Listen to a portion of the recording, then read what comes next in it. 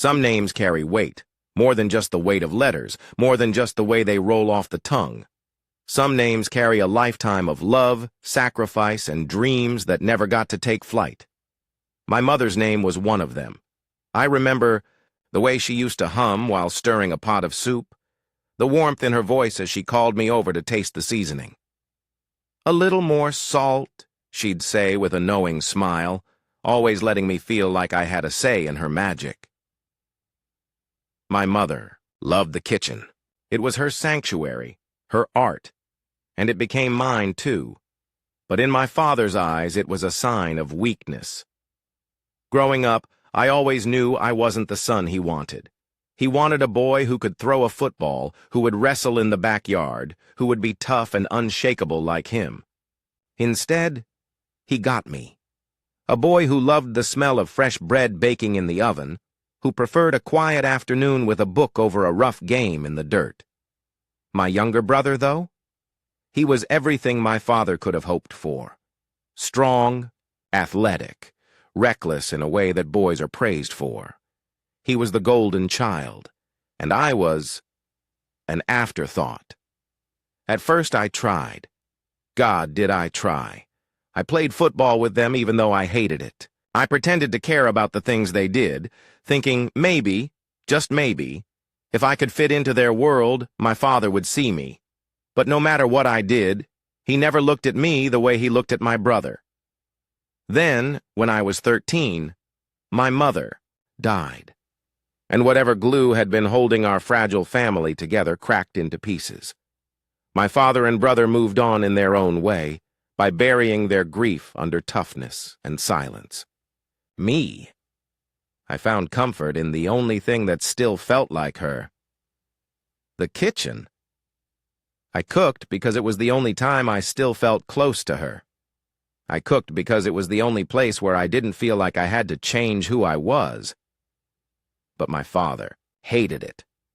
One day, after walking in on me baking, he snapped, "If I see you in this damn kitchen again, you'll be doing all the chores in the house too.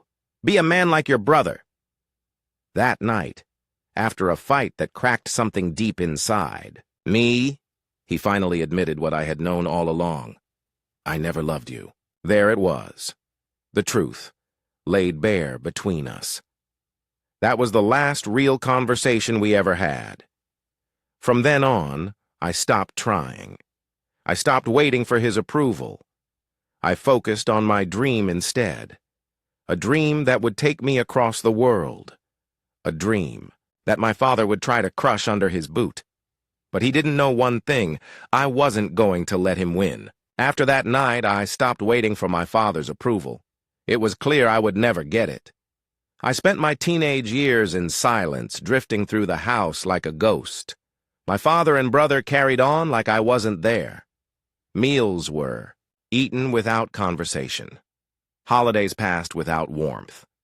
My brother still got the father I had always wanted. The pats on the back, the pride in his voice, the effortless love. Me? I was just someone who lived in the same house. The only place I felt alive was the kitchen.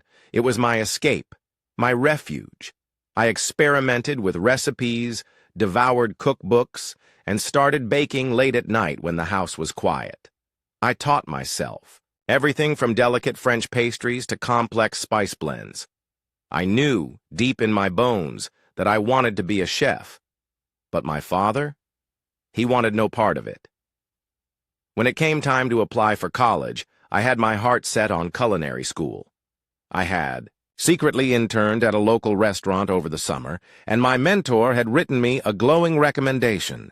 I applied to the best programs I could find, both in the U.S. and abroad, and then, miraculously, I got in. Not just anywhere, but into one of the most prestigious culinary schools in France. It was my dream come true. I was terrified but hopeful. As I approached my father, I knew he wouldn't be thrilled, but he wasn't a poor man.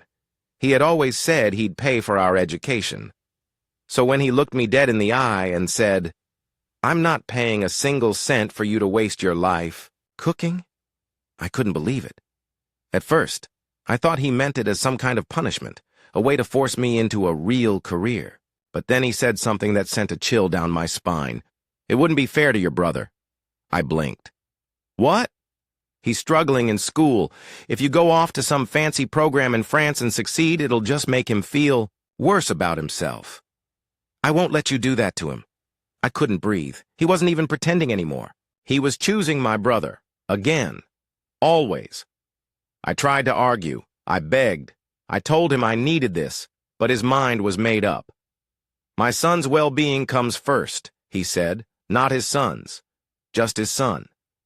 That night, I packed my bags and walked out. The door. The only person I had left in this world was my aunt, my mother's older sister. When I showed up at her doorstep, eyes red from crying, she didn't hesitate. She let me in, listened to everything, and told me one thing: "We'll find a way." And somehow she did. She called in every favor, asked friends for help, and scraped together enough money to send me to culinary school. It wasn't easy, and I worked part-time to help, but I made it. As I boarded the plane to France, I made a promise to myself. One day, I would build something so great that my father would regret every single time he chose my brother over me. France was a world away from everything I had ever known.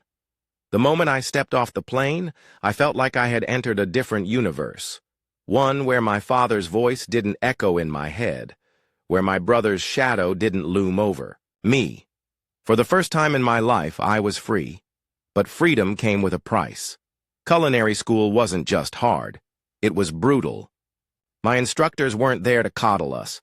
They were there to break us down, to see who could survive the heat. If you made a mistake, you weren't scolded.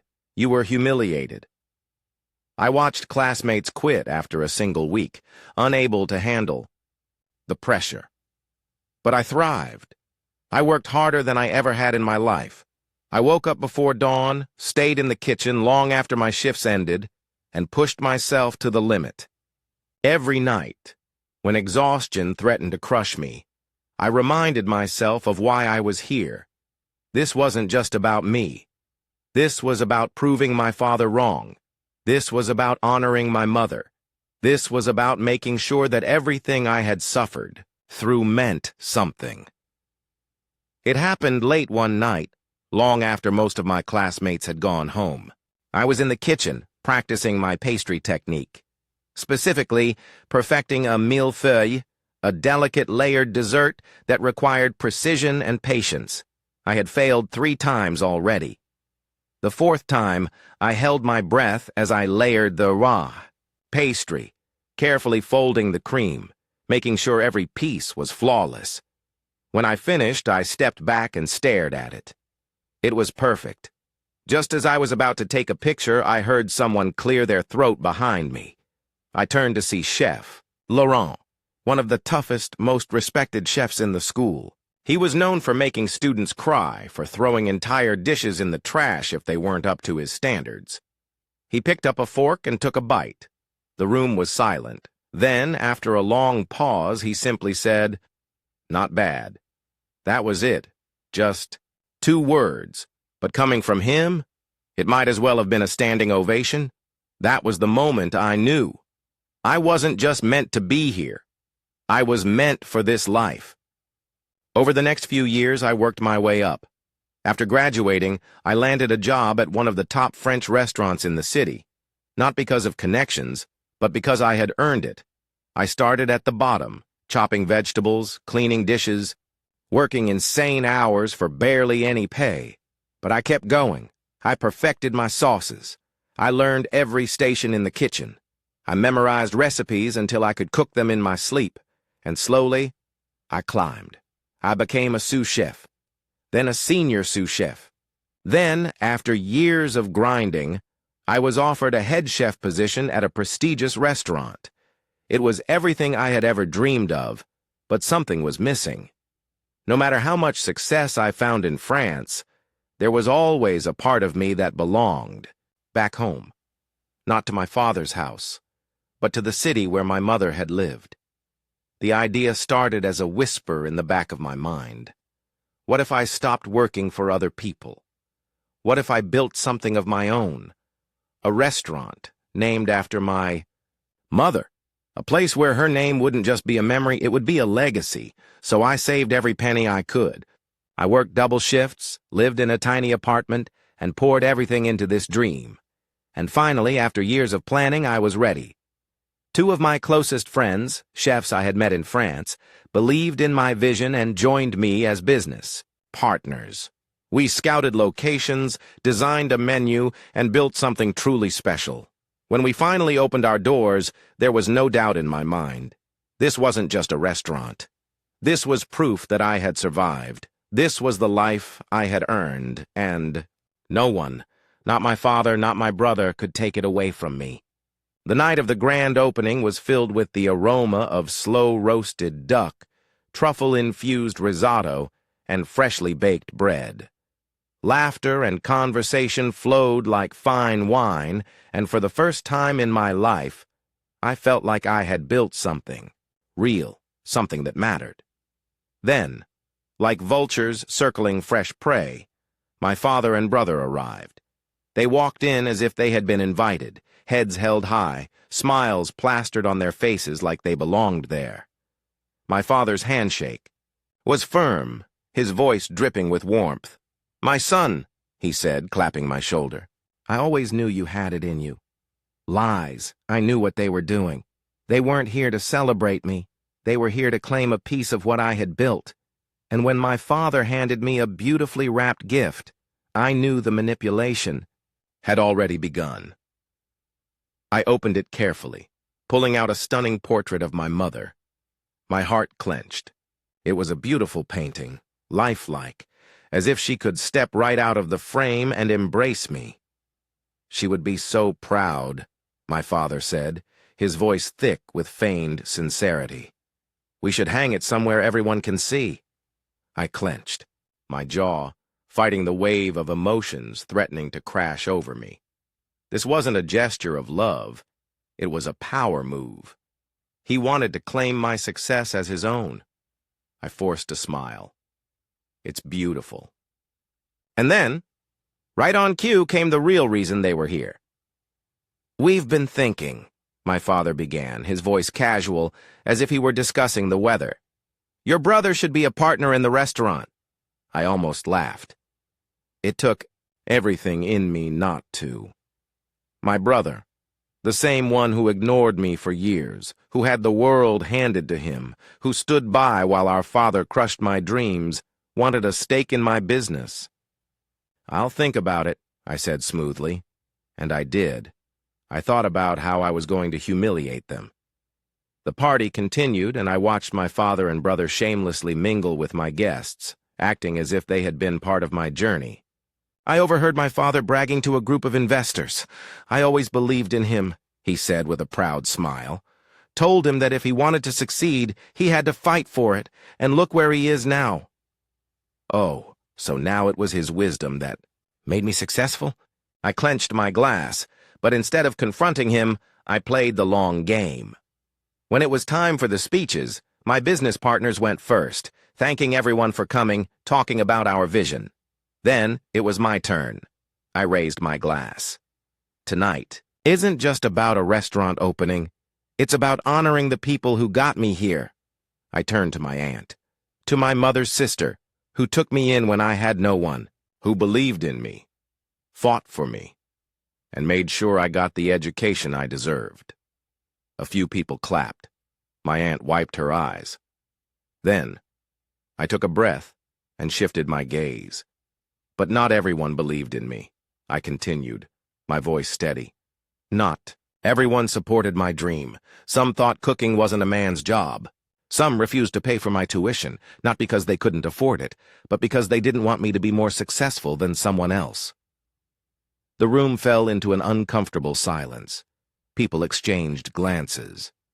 My father's face paled. My brother looked down at his drink. I let the words sink in before delivering the final blow.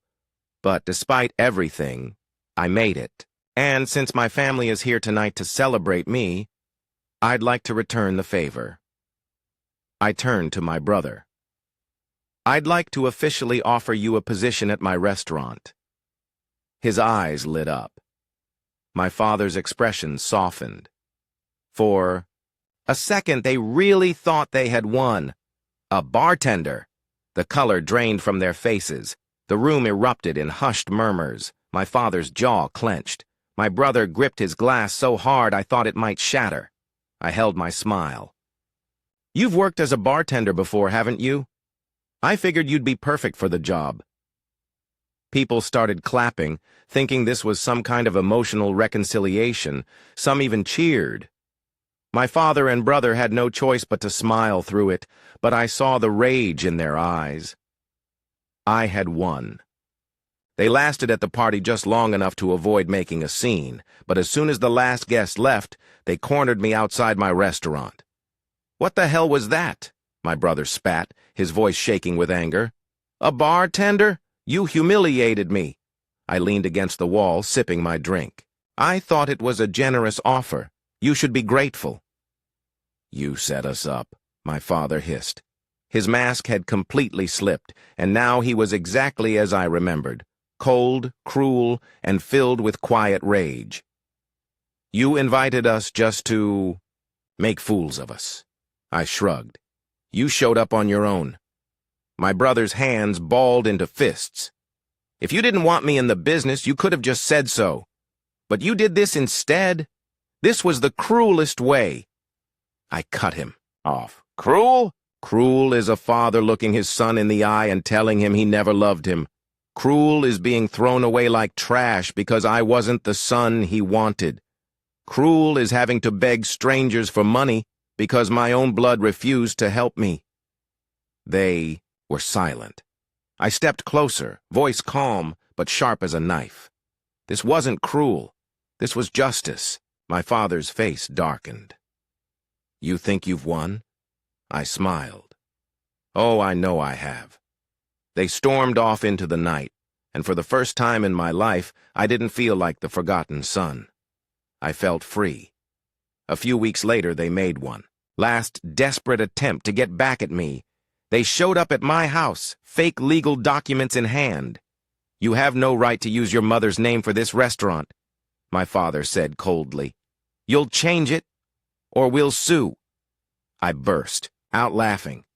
"Sue me? Over my own mother's name?" I shook my head. "Go ahead. I'd love to see you try." My brother, red-faced with rage, lunged forward, grabbing my shirt. "You owe us!" I shoved him back. "I don't owe you anything." At that moment, my father finally realized. There was no more control, no more guilt he could use against me. I wasn't the scared boy begging for his love anymore. I was someone he couldn't touch. He gave me one last look, the look of a man who had lost. Then he grabbed my brother's arm and dragged him away. That was the last time I ever saw them. And honestly, I don't miss them. My restaurant is thriving, my team is incredible, and expansion plans are in motion. My mother's name shines brightly above my door, reminding me every day of why I started. She would have been proud. And that's the only family I need. Thank you for watching. If you haven't subscribed yet, please do so and hit the notification bell to stay updated with more shocking real-life stories happening around you.